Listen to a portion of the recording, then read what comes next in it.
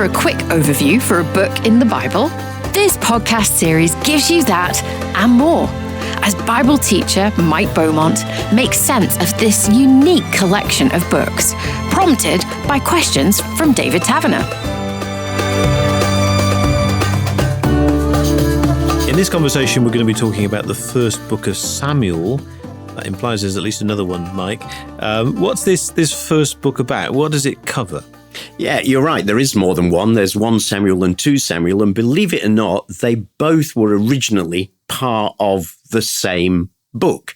And it was only later that they were actually divided into two when the Hebrew text was translated into Greek. What's it about?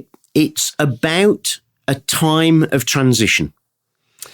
It takes us from the period that we've seen in a previous episode, that end of the period of the Judges, through to Israel's first kings. So it focuses around essentially some key characters. Samuel, who was the last of the sort of judges, but also a prophet figure who prepared the way for Saul, Israel's first king, and the disobedience of Saul that led to him being replaced by a name that many of us will know, King David, one of Israel's greatest king. So it's a storyline that hangs around these three great names, Samuel, Saul, and David. So it's named after Samuel, and Samuel is therefore featured, as you say. Who was he? Where did he come from? Samuel was a prophet. It's named after him, as you say. It may be that some of it was written by him, some of those earlier chapters, but, he's going to die off fairly soon in the story. So clearly it's named in honor of him. And we're told at the beginning of the book that there was a man named Elkanah who lived in Ramah in the region of Zoph in the hill country of Ephraim, so from the north of Israel. And it's his son, Samuel, that will carry the story forward. A son, by the way, born to barren parents. So often we find this theme recurring in these early chapters of the Old Testament, where the husband and wife are often unable to have children, and it's the incredible, miraculous intervention of God that enables the child to be born. And then so often that child turns out to be very significant in God's plan. So having waited for a child or hoped for a child, and now the child comes, it's a special child, obviously. What is the response of the parents? Oh, well, the parents are absolutely thrilled, of course, and there's some lovely bits in the first couple of chapters of 1 Samuel where they are so thrilled that they dedicate their child to God, a real dedication to God, is saying to God, because you gave us this child and we could expect to have none, we are going to give him back to your service because I prayed for this child and you gave me what I asked for. And chapter 2 had this beautiful prayer from Hannah. And when the child is weaned, they actually do hand him over to another key player in the story, this priest called Eli, for him to grow up and to serve the priest Eli. It comes out not of a sense of uncaring. I mean, think again. We've spoken often about put yourself in the story. How must you have felt as Hannah to have waited month after month after month for this child, eventually for God to hear your prayer, and then for you to be so grateful to God to say, I give him back to you. He's going to be given to you. And looks like once a year she took him up a little coat, the next size up, as it were, as he was growing up. So she didn't even see him all that often. But it must have been an incredible sacrifice. But her sacrifice as a mum gives us a key player in the Old Testament story, this young boy, Samuel, who originally is there as really an assistant to the priest Eli, whose sons we discover are pretty wicked. I mean, they're wheeler dealers. They're making a living out of this priesthood thing. Very ungodly guys. So Samuel is quite a contrast. He's a godly boy. And in chapter 3, we find that while he is still young, at a time when the Bible tells us here, in the days when the word of the Lord was rare. He wasn't speaking to Israel. Why was he not speaking? God wasn't speaking. Because they weren't listening.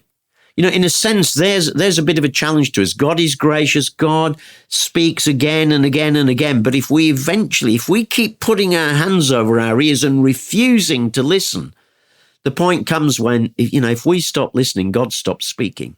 And he's stopped speaking to his people. Why? Well, we're at the end of that period of the judges.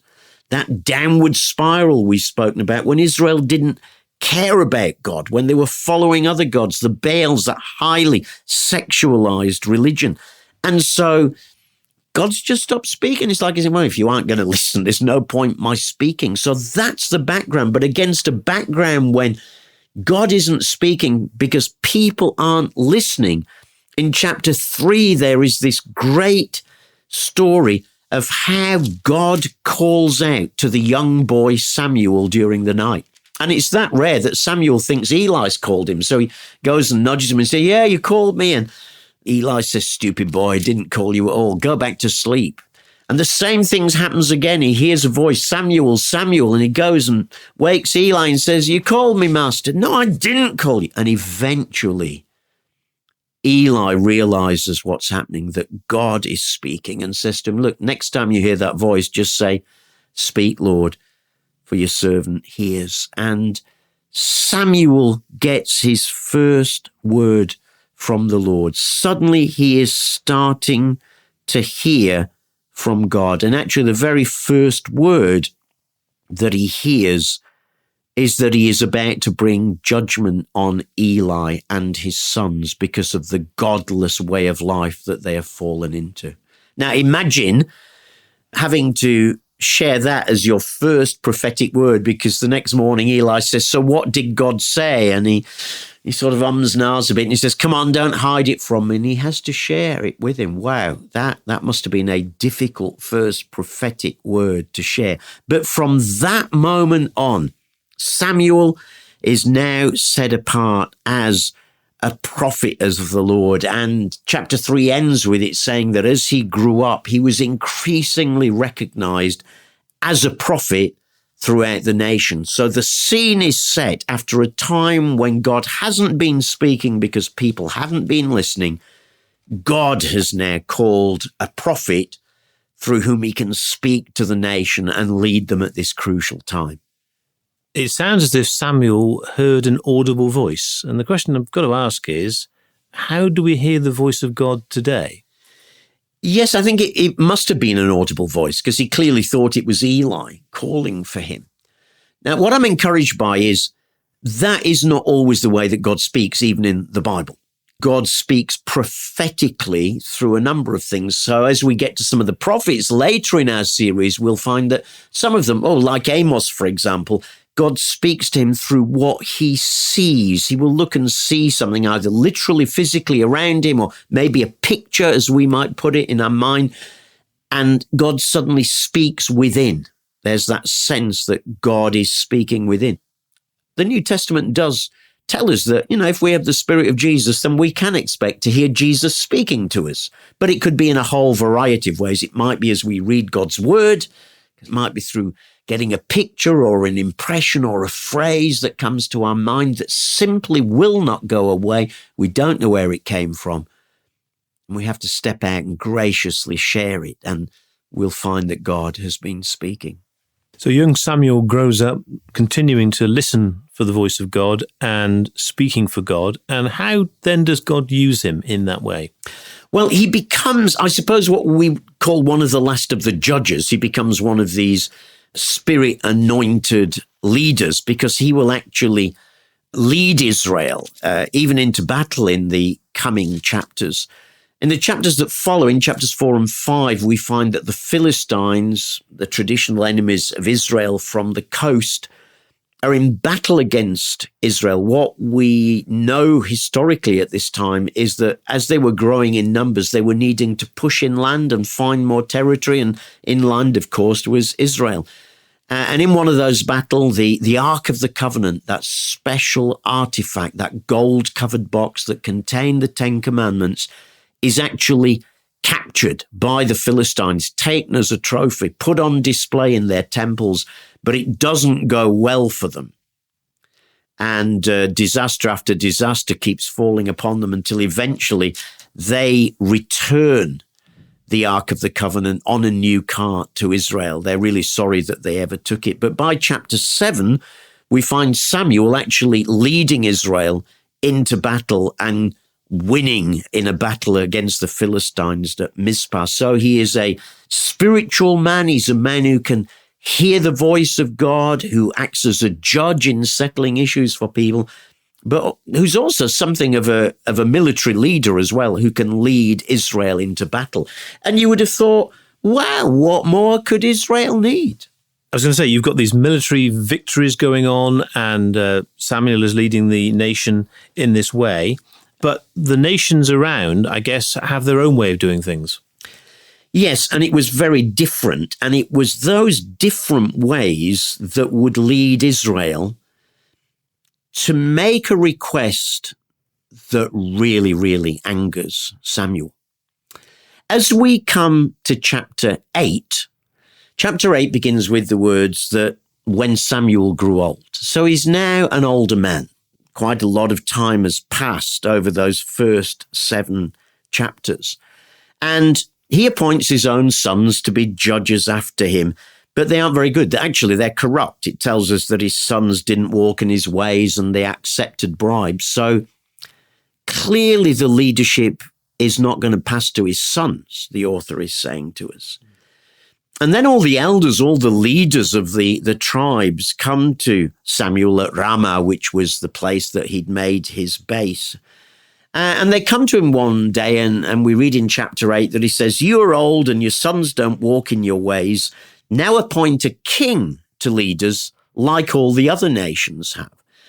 Again, put yourself into Samuel's position here. One, the young people come to you and say, "You're getting old. I'm an older guy, and that could hurt. You're getting old. You're not going to be around forever. Your sons are rubbish. We can't trust them. And anyway, look at all the nations around us." It's clear as we look at the nations around us, the reason they are doing so well, the reason the Philistines and the Ammonites and all the otherites are doing so well, we've worked out, is they have a king. They have a key figure who can unite the nation around themselves. So please appoint a king for us. That's what we are missing. If only we had a king, we would be in a better position.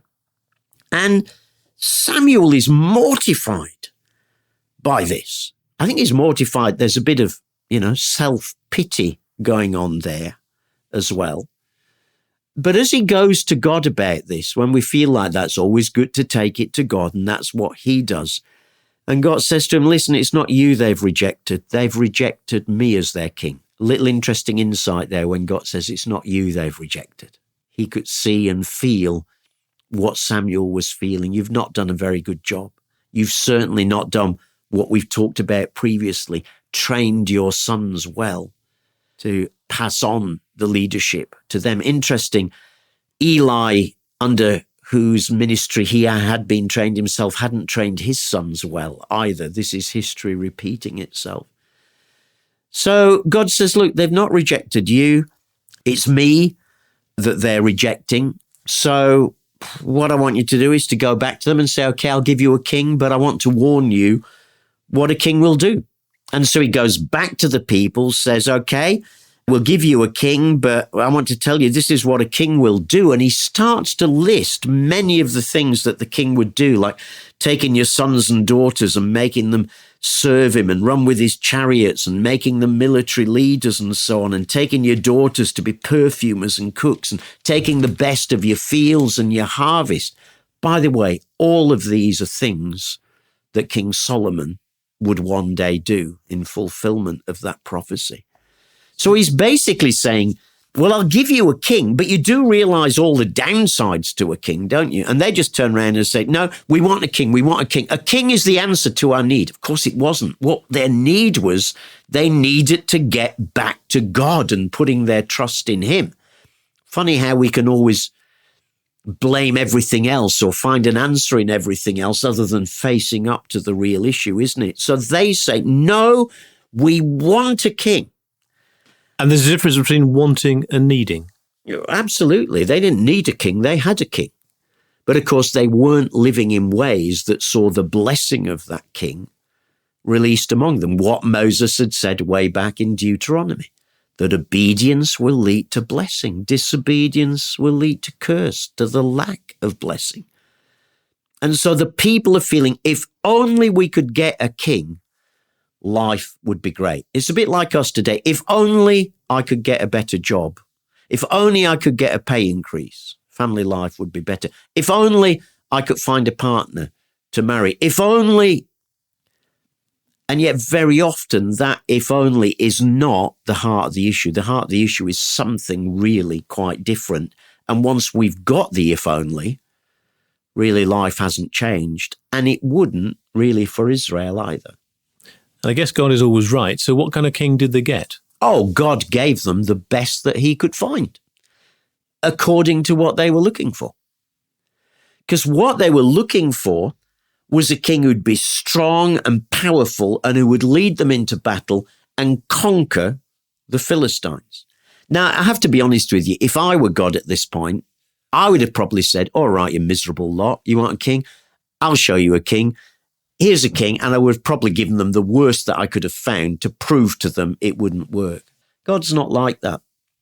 In chapter 9 of 1 Samuel, God finds them the very, very best that he can, according to their values. He finds a man called Saul, and we read these words, a man named Saul, an impressive young man without equal among the Israelites, a head taller than any of the others. So both physically and in terms of his character, he would be ideal. So God says, that's who I will choose.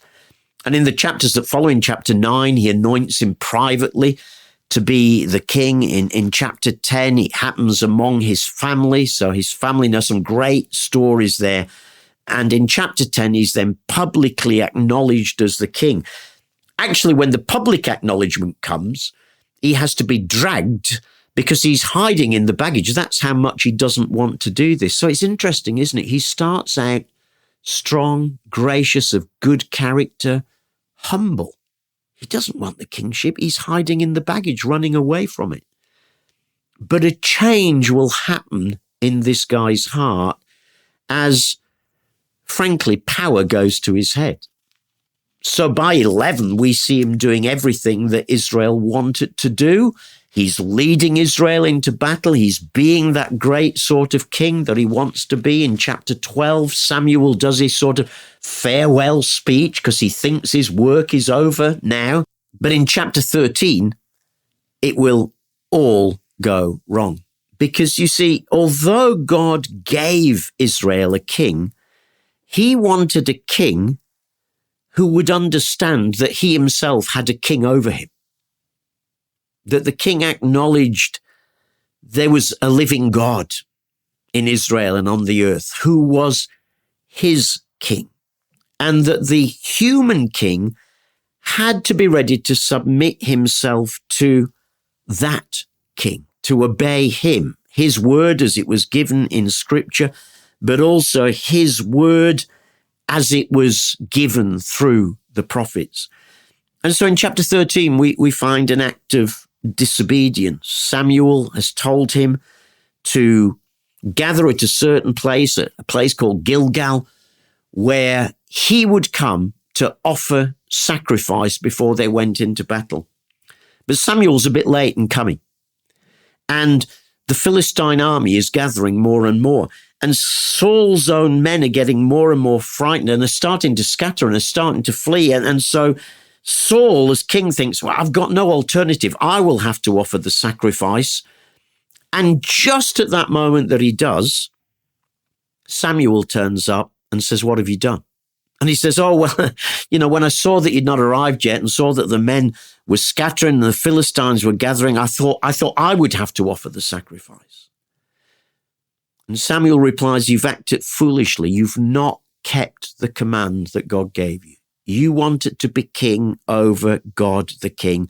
And so now your kingdom will not endure. He's going to take it away from you and give it to what the Bible calls a man after God's own heart. A man who'd want to pursue God first and foremost." And Samuel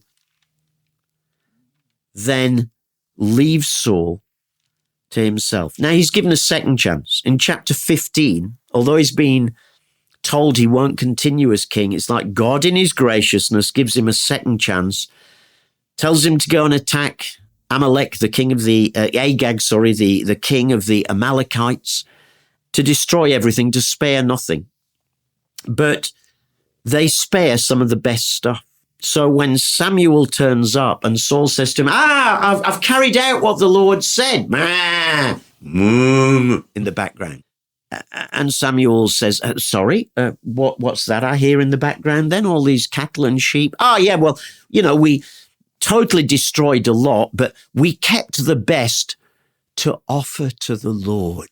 Suddenly it becomes very spiritual. And Samuel says, that's not what God told you to do. What God desires more than anything else is obedience. To obey is better than sacrifice.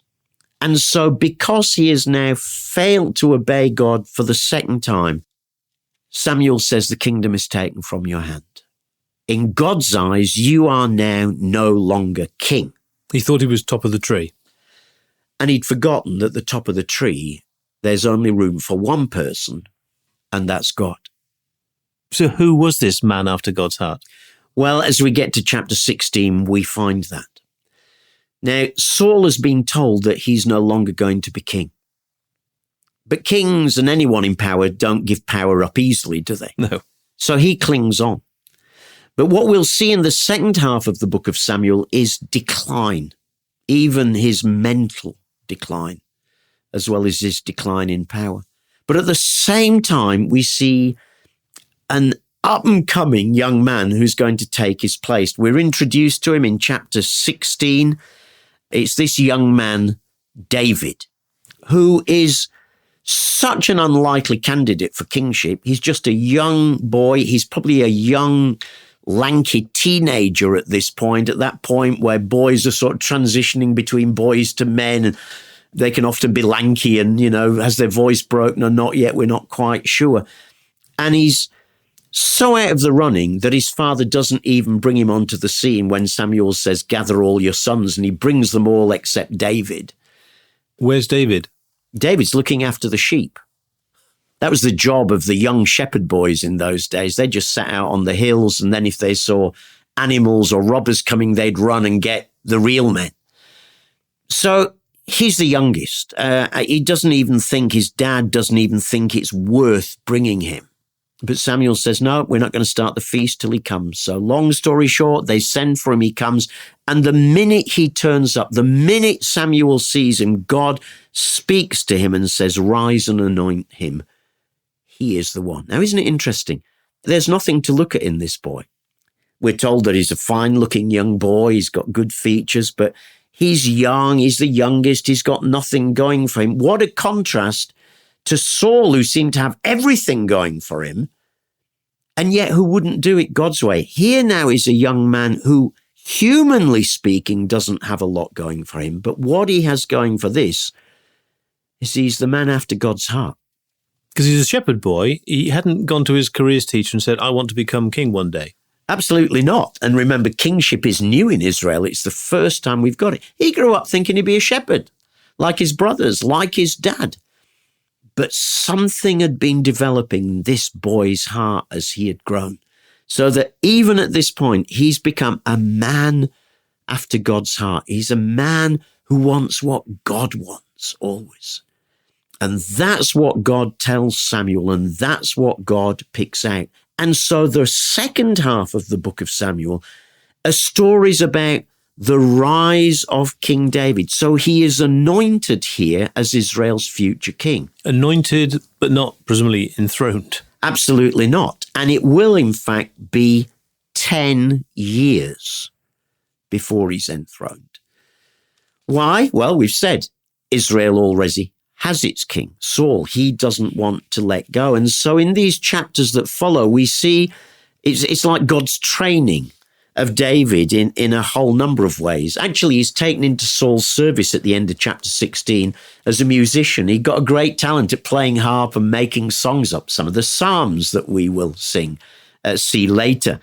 And when he used to sing, when Saul was going into some of his manic episodes, his spiritual songs had a way of soothing his spirit. In chapter 17, we see his courage, that famous story of David and Goliath, as this young shepherd boy overcomes the Philistine champion just with his slingshot that he'd become so skillful.